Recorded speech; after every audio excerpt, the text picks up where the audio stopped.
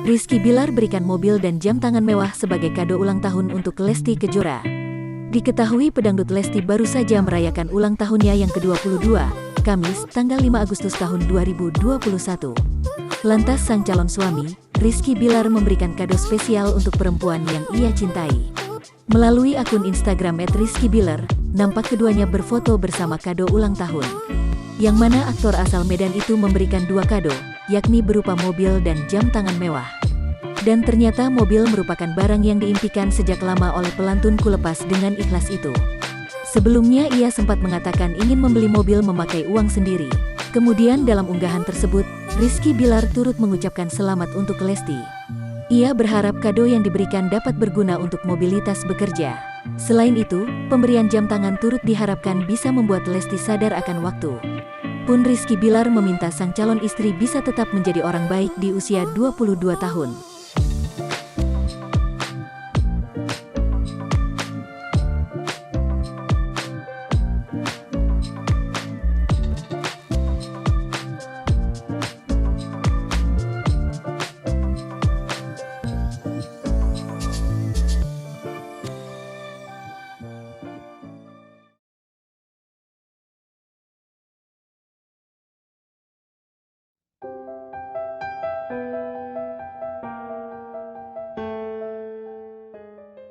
Ayah Lesti Kejora berikan tanggapan terkait kabar menikah siri putrinya dengan Rizky Bilar.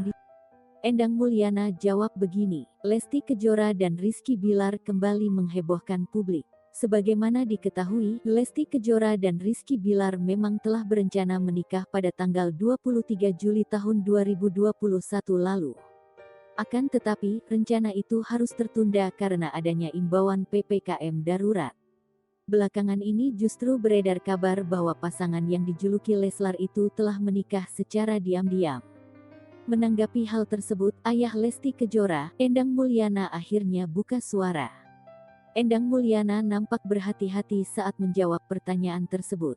Tak memberikan jawaban jelas, Endang Mulyana malah meminta awak media untuk menanyakan kabar tersebut ke ayah Rizky Bilar.